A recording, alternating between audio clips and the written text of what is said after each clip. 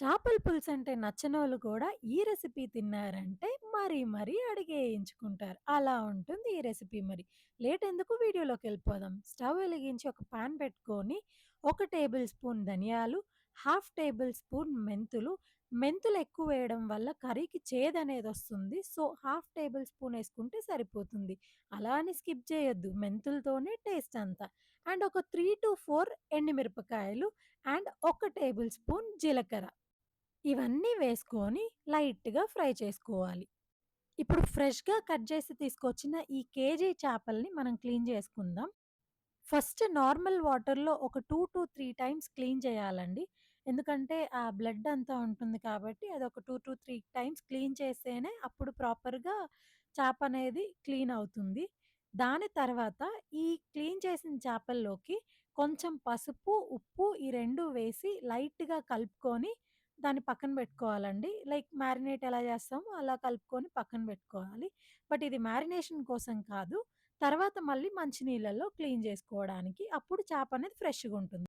So, ఇక్కడ చూస్తున్నారు గదా! ఈ చేపలకి ఉప్పు అండ్ పసుపు వేసి కలిపి పెట్టాను. నెక్స్ట్ ఈ డ్రై ఇంగ్రీడియెంట్స్ ఆల్మోస్ట్ ఫ్రై అయిపోయినాయండి.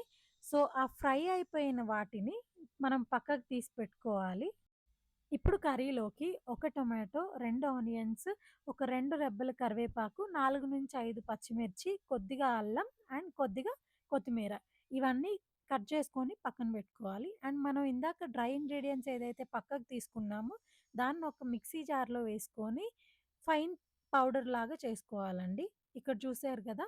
ఎంత ఫైన్ పౌడర్ లాగా అయిందో. సో, ఇలా ఉండాలనమాట పౌడర్. సో, అప్పుడు మనకి బావుంటుంది. ఇప్పుడు ఈ పౌడర్‌ని మనం ఒక బౌల్‌లో తీసి పక్కకు పెట్టుకోవాలి. ఇది ఇప్పుడు యూజ్ చేయము. కర్రీ లాస్ట్‌లో యూజ్ చేస్తాం ఈ పౌడర్‌ని.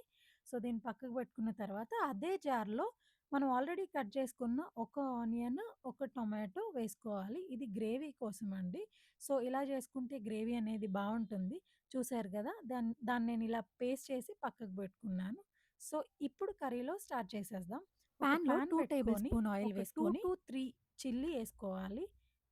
ఆ పచ్చిమిర్చి లైట్‌గా ఫ్రై అయిన తర్వాత, ఇప్పుడు మనం ఆల్రెడీ కట్ చేసి పెట్టుకున్న ఆనియన్స్ ఉన్నాయి గదా! ఆ ఆనియన్స్ కూడా ఇందులో వేసుకొని, లైట్‌గా కలర్ చేంజ్ అయ్యేంత వరకు ఈ రెండిటిని ఫ్రై చేసుకుంటూ ఉండాలి. చూసారు గదా!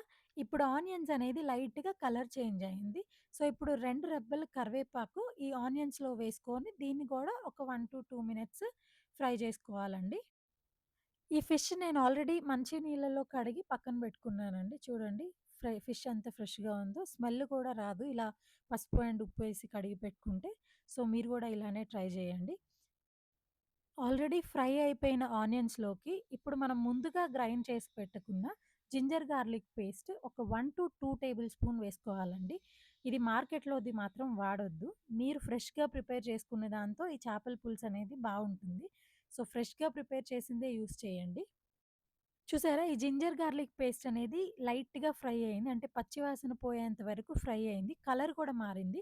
ఇప్పుడు ఆల్రెడీ మనం ప్రిపేర్ పెట్టుకున్న ఆనియన్ అండ్ టొమాటో పేస్ట్ ఇందులో వేసుకోవాలి. చెప్పాను గదా! దీనివల్లే గ్రేవీ అనేది ఎక్కువొస్తుంది. బావుంటుంది కూడా. సో, ఆ పేస్ట్ వేసుకొని లైట్‌గా ఫ్రై చేసుకోవాలి. ఒక 1-2 మినిట్స్ ఫ్రై చేసుకుంటే సరిపోతుంది. ఈ పేస్ట్ కూడా లైట్‌గా ఫ్రై అయిందండి ఇప్పుడు. మనం కట్ చేసి పెట్టుకున్న టొమాటో ఇందులో వేసుకోవాలి. చిన్న చిన్న పీసెస్‌గా కట్ చేసుకోవాలి టొమాటో అనేది. అప్పుడు ప్రాపర్‌గా కుక్ అవుతుంది. సో, ఈ ఒక కప్పు టొమాటో ఇందులో వేసుకున్న తర్వాత దీన్ని లైట్‌గా ఫ్రై చేయాలి. ఒక 1-2 మినిట్స్ ఫ్రై చేసుకోవాలి. ఇప్పుడు ఈ టొమాటో కుక్ అవ్వడానికి మనం లిడ్ క్లోజ్ చేసేసి ఒక 3-4 మినిట్స్ అలా పెడితే సరిపోతుంది.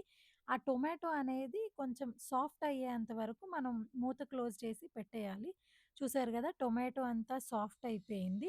గ్రేవీ గూడా మంచిగా వచ్చేసిందిప్పుడు. ఇప్పుడు మనం ఇందులోకి మసాలా అనేది యాడ్ జేసుకోవాలి. ఫస్ట్ ఒక table spoon salt, 2 table spoon కారం పొడి. సో, ఏదైనా వాడొచ్చు మీకు నచ్చింది. కాశ్మీరీ అయినా, నార్మల్ అయినా ఏది వాడినా పర్వాలేదు. అండ్ హాఫ్ టేబుల్ స్పూన్ పసుపు. ఇవన్నీ యేసుకొని ఒకసారి లైట్‌గా ఫ్రై చేసుకోవాలండి. ఈ మసాలాలన్నీ లైట్‌గా ఆయిల్‌లో ఫ్రై చేసి అయ్యేంత వరకు ఫ్రై జేసుకోవాలి. చూసారు గదా! ఇది బాగా ఫ్రై అయింది. సో, ఇప్పుడు మెయిన్ ఇంగ్రీడియెంట్ వచ్చేసి పులుసు అనంటే చింతపండు ఎక్కువ ఏస్తాం కాబట్టి, మనం ఒక కప్పుడు చింతపండు రసం తీసి పెట్టుకున్నాము. సో, ఈ చింతపండు రసము మనం ఆల్రెడీ ఫ్రై చేసి పెట్టుకున్న మసాలాలోకి పోసుకొని ఒకసారి అలా కలుపుకోవాలండి. ఈ చింతపండు రసం పోసాక ఆల్మోస్ట్ ఒక 3-4 మినిట్స్ వరకు ప్రాపర్‌గా కుక్ జేయాలండి. ఇది ఎలా కుక్ అవ్వాలంటే లైక్ తెరులుతుంది అంటాం గదా! సో, అలా అయ్యేంత వరకు మనం దీన్ని కుక్ చేస్తూ ఉండాలి. ప్రాపర్‌గా ఈ చింతపండు రసం అనేది ఇలా తెరులుతున్నప్పుడు అప్పుడు ఒక హాఫ్ కప్పు వాటర్ అనేది పోసుకోవాలి. అది కన్సిస్టెన్సీకి తగ్గట్టుగా పోసుకోవాలి. మీకు కొంచెం గ్రేవీ ఎక్కువ కావాలంటే కొద్దిగా ఎక్కువైనా పర్వాలేదు. కొంచెం తక్కువైనా పర్వాలేదు. చూసుకొని వాటర్ పోసుకోవాలి. దాని తర్వాత మూత పెట్టుకొని ఉడికించుకోవాలి.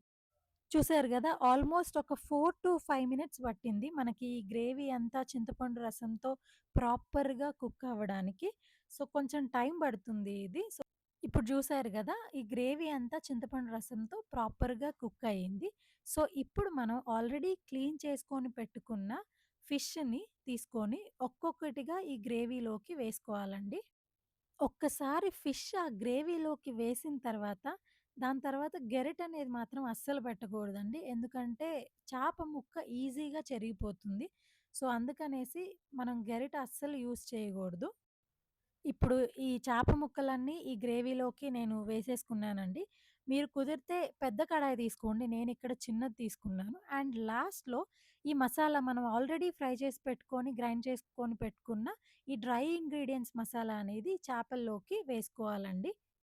ఈ మసాలా వేసిన తర్వాత నేనైతే గరిటె పెట్టకుండా కడాయినైతే అటు ఇటు ఊపుతున్నా అండి. సో దట్ ఈ మసాలా అంతా ఆ గ్రేవీలోకి కలిసిపోయి గ్రేవీ అనేది ఇంకాస్త థిక్ అవ్వడానికి. ఇప్పుడొక 5-10 మినిట్స్ స్లో కుక్ చేయాలండి. సిమ్‌లో పెట్టి ఉడికిస్తే సరిపోతుంది. అండ్ లాస్ట్‌లో ఈ కొత్తిమీరతో గార్నిష్ చేసుకోవాలి పైన. ఇది రైస్‌లోకైనా, రాగి సంగటిలోకైనా, దేంట్లోకైనా ఈ చేపల పులుసనేది చాలా బావుంటుందండి. మీరు తప్పకుండా ఇంట్లో ట్రై చేయండి. అండ్ ఈ రెసిపీ ఎలా ఉందో నాకు కమెంట్‌లో షేర్ చేసి చెప్పండి. అండ్ ఈ వీడియో నచ్చినట్లయితే ఈ వీడియోని లైక్ చేసి నా ఛానెల్‌ని సబ్స్క్రైబ్ చేసుకోండి. Thank you for watching. Thank you.